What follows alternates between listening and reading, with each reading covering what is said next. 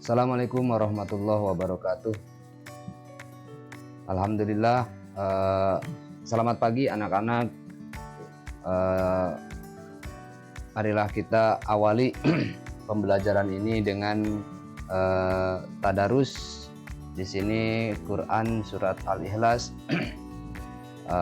Bismillahirrahmanirrahim.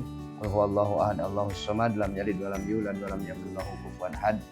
Dan sebagai pengantar materi pembelajaran hari ini adalah Quran surat Hud ayat 6 sampai 7. A'udzubillahi minasyaitonirrajim. Bismillahirrahmanirrahim.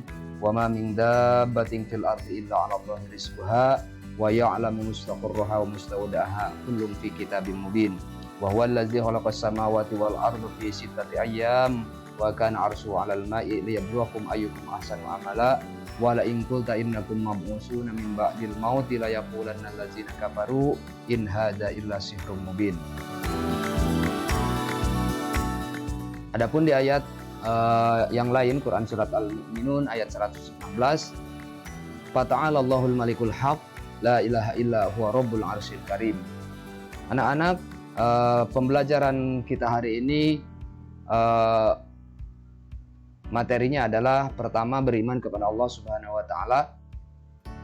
Yang nanti selanjutnya adalah beriman kepada malaikat, kepada kitab Allah, beriman kepada Rasulullah, dan beriman kepada hari akhir, kemudian beriman kepada qada dan qadar.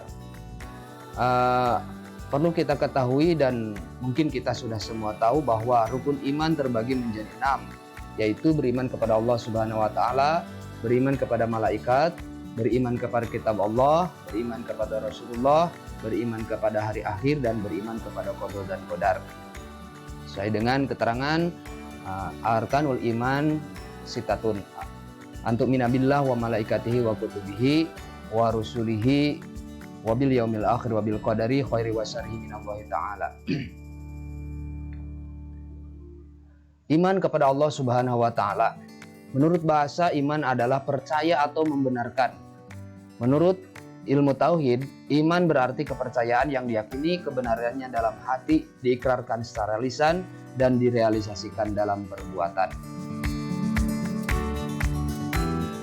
Meyakini wujud keberadaan Allah yang maha suci dan sungguhnya dialah Allah adalah pencipta langit dan bumi, maha mengetahui yang gaib dan yang tampak. Rob yang pencipta, pemilik, penguasa, pengatur segala sesuatu pemiliknya. Pengertian iman yang lain, iman itu ucapan dengan lidah dan kepercayaan yang benar, dengan hati dan perbuatan dengan anggota. Itu sesuai dengan asar Ali bin Abi Thalib karramallahu wajhah. Iman merupakan hakikat yang aktif dan dinamis, yang apabila sudah mantap di dalam hati, maka ia akan berusaha merealisasikan diri di luar dalam bentuk amal soleh. Inilah iman Islami yang tidak mungkin stagnan atau mandeg tanpa bergerak. Iman adalah hubungan wujud insani yang fana, kecil, dan terbatas. Ini dengan asal yang mutlak dan azali serta abadi yang menjadi sumber semesta. Pembuktian eksistensi Allah. Eksistensi Allah yang pertama dalil akli atau yang dapat dijangkau dengan akal. Yang kedua adalah dalil nakli atau dalil berdasarkan Al-Quran. Dalil akli, suatu pembuktian oleh akal untuk mencapai sebuah pembenaran yang bersifat pasti akan eksistensi dan kekuasaan Allah. Contohnya, keteraturan alam semesta. Adapun dalil naklinya, sesuatu atau suatu berita yang bersifat pasti yang memberitakan kepada kita tentang keimanan pada Allah Subhanahu wa taala. Contoh, dalam ayat-ayat Al-Quran, Quran surat Al-Baqarah ayat 177 dan hadis Jibril, rukun iman. Nama Allah muncul di alam semesta. Ini adalah bisa kita perhatikan titik tengah pada kalimat Allah selama 10 detik, lalu alihkan pandangan ke tembok. Itulah keajaiban lafaz Allah Subhanahu wa taala. Nah, ini adalah lafaz-lafaz Allah yang ada di alam semesta. Allah itu maujud bila makan. Artinya Allah itu ada, wujud tanpa bertempat, karena Allah itu bukan materi. Allah, ya ini lafaz Allah dan Muhammad. Itu secara akliyahnya atau secara logika. Sekarang dalil nakli atau dalil berdasarkan Al-Quran.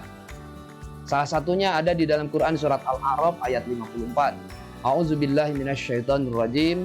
Bismillahirrahmanirrahim. Inna rabbakumullahu allazi khalaqas samawati wal ard fi sittati ayyam.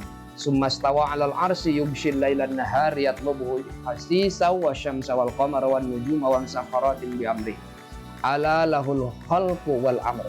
Tabarakallahu rabbul alamin. Wallahu alam bimuradih, yang artinya sesungguhnya Rabb kamu ialah Allah yang telah menciptakan langit dan bumi dalam 6 hari. Lalu ia bersemayam di atas aras. Dia menutupkan malam kepada siang, yang mengikutinya dengan cepat dan diciptakannya pula matahari, bulan, bintang-bintang masing-masing tunduk pada perintahnya. Ingatlah, menciptakan dan memerintahkan hanya hak Allah, Maha Suci Allah, Rabb semesta alam. Adapun di dalam ayat lain, di dalam Quran surat Al-Qasas ayat 30, Allah juga menjelaskan, A'udzubillahi minasyaitonirrajim. Bismillahirrahmanirrahim. Inni anallahu rabbul alamin. Wallahu alam bimuradih, yang artinya hai manusia, sesungguhnya aku adalah Rabb bagi semesta alam. Asmaul Husna. Pengertian Asmaul Husna ini ada 2 pengertian. Satu pengertian secara bahasa atau secara universal. Pengertian Asmaul Husna secara bahasa adalah nama-nama yang indah dan baik. Adapun pengertian secara istilah atau secara spesifik, Asmaul Husna adalah nama-nama yang baik lagi indah yang hanya dimiliki Allah sebagai bukti keagungannya. A'udzubillahi minasyaitonirrajim. Bismillahirrahmanirrahim. Inna lillahi tis'ata wa tis'ina isman mi'atan illa wahidan innahu witrun yuhibbul witra. Man hafidhaha dakhalal jannah. Sungguhnya Allah memiliki 99 nama. Dia ganjil dan mencintai yang ganjil. Barang siapa menghafalnya, maka ia akan masuk surga. Hadis riwayat Ibnu Majah. Nah, itu untuk sementara pembelajaran kita hari ini dicukupkan sampai di sini. Mudah-mudahan ada manfaatnya. Mudah-mudahan menjadi ilmu dan jadi amal buat kita semua.